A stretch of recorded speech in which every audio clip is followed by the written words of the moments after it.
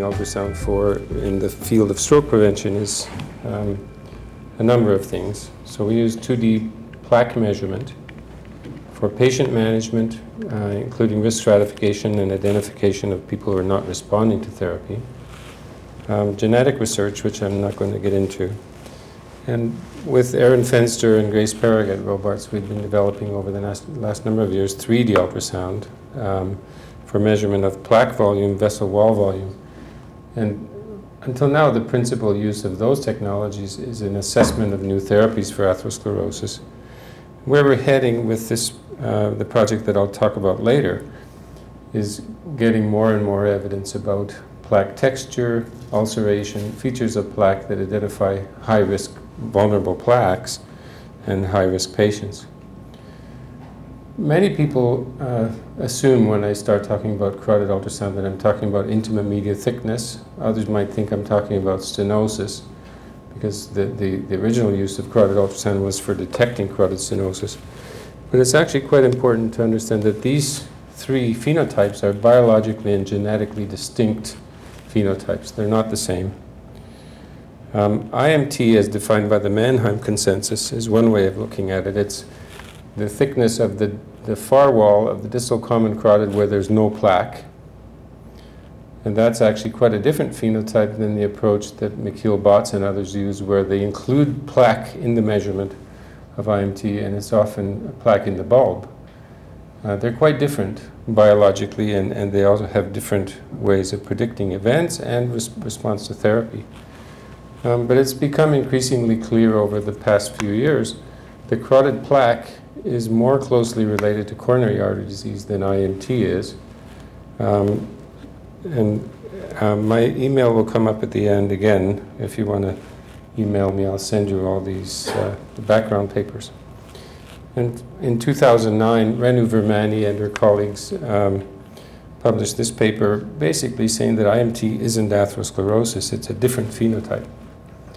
We started measuring carotid plaque in the longitudinal view of the carotid arteries in the plane in which the plaque is biggest. Each plaque measured in its own private view, tracing around the plaque with a cursor on the screen like this and getting the cross-sectional area of that slice and adding them all up to get total plaque volume. And Jean-Claude mentioned earlier that atherosclerosis comes and goes. It comes and goes much faster than people think. This is my right carotid artery. In April of 2009, after I'd gone off rosuvastatin in the fall because of muscle problems, and my plaque had gone from 0.2 to 0.29, or 20 to 29, or sorry, 20 to 28 millimeters squared. So at that point I said, oops, and there's a fairly big area of soft plaque.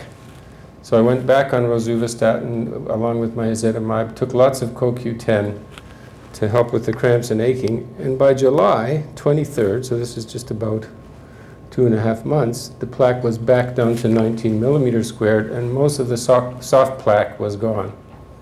Comes and goes in months, doesn't take years, it's not lead pipes. And we showed in 2002 that total plaque area was a very strong predictor of cardiovascular risk, the 5-year risk of stroke, death, or myocardial infarction, after adjusting for everything, after adjusting for all of those risk factors, which is more than a Framingham profile. Patients in the top quartile had 3.5 times higher risk of stroke or death compared to those in the lowest quartile. Plaque goes up quite steeply with age after menopause. It's really not okay for Canadians to eat eggs because the eggs are piling onto this stuff that's growing quickly. And we showed also in 2002 that in the first year of follow-up, patients who had plaque progression, which in those days was about 50-odd% of the patients, the patients with progression had twice the risk of stroke, death, or MI, despite therapy according to guidelines. So this was like a smack in the face with a wet fish. Treating our patients the way we thought was doing a good job was failing in half of them. And we needed to do a better job. So we introduced in 2003 a different way of looking at things. And instead of treating risk factors, like treating LDL to a target below 2, we treat arteries, by which I mean that if someone has a lot of plaque, they need more intensive therapy. And if their plaque is progressing, they need even more intensive therapy. And the goal of therapy is to achieve regression, or at least to stop progression. So to me, trying to treat arteries without measuring plaque would be like treating hypertension without measuring the blood pressure. And our clinic population had been aging very quickly after 1997, when I moved from Victoria Hospital University, gave away my hypertension clinic and opened a stroke prevention clinic. Stroke patients are older. So the age of the clinic population on average went up from 50 to 65 in about 5 years. And I just told you that plaque goes up steeply with age. So we should have been seeing year by year faster and faster progression of plaque in our patients. And we did, until after we introduced this paradigm change in management. So plaque was going up faster and faster.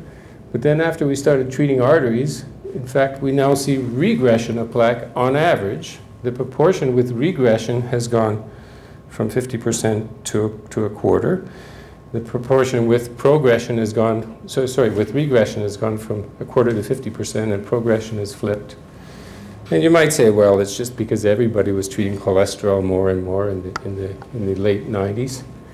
Well, the LDL cholesterol was going down, and then it went up a bit, and then after we started treating arteries, it went down, down, down. And the evidence that this change was due to treating arteries is on this slide, and you just have to look at the red numbers. So before this paradigm change, about a quarter of the patients with regression, now it's half of them. In 1998, as you would expect, the patients with progression had higher LDL cholesterol than the ones with regression. But by 2007, there's a very strange thing happening here.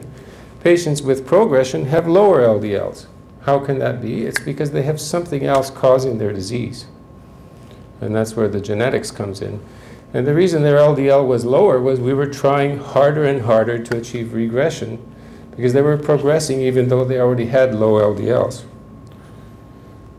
This can't be done measuring IMT, because intimate media thickness doesn't change enough over time to assess change within individuals within a year.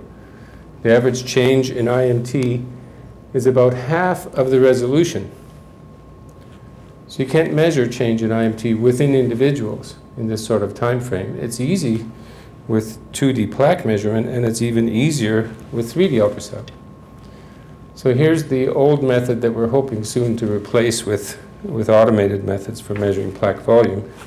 Tracing the plaque area on a cross-sectional slice and stepping forward 1 millimeter, tracing it again and again until all the slices have been traced, and adding them up to get a volume.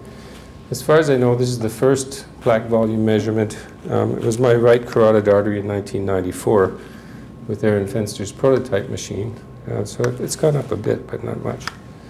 And this was a study in which we asked the question, in how small a sample and in how short a time can we measure effects of therapy? So this was patients with carotid stenosis randomized to atorvastatin 80 milligrams versus placebo.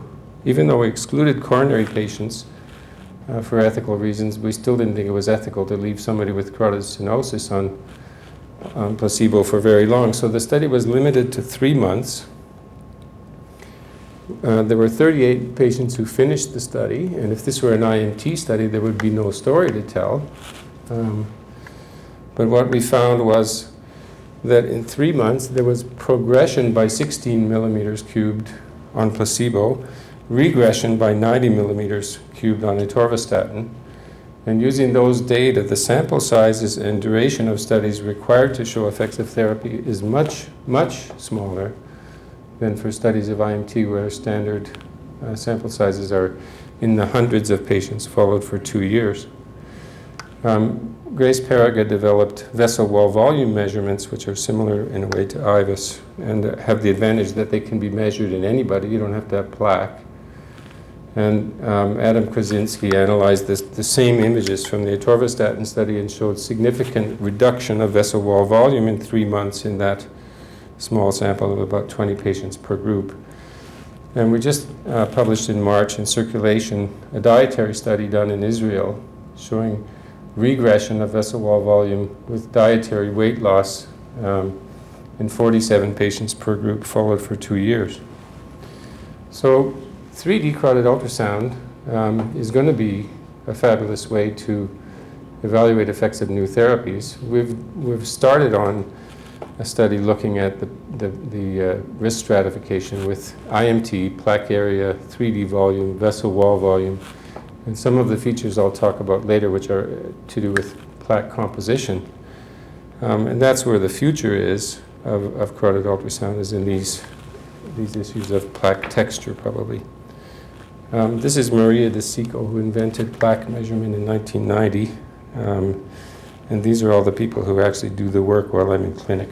So, thank you for your attention.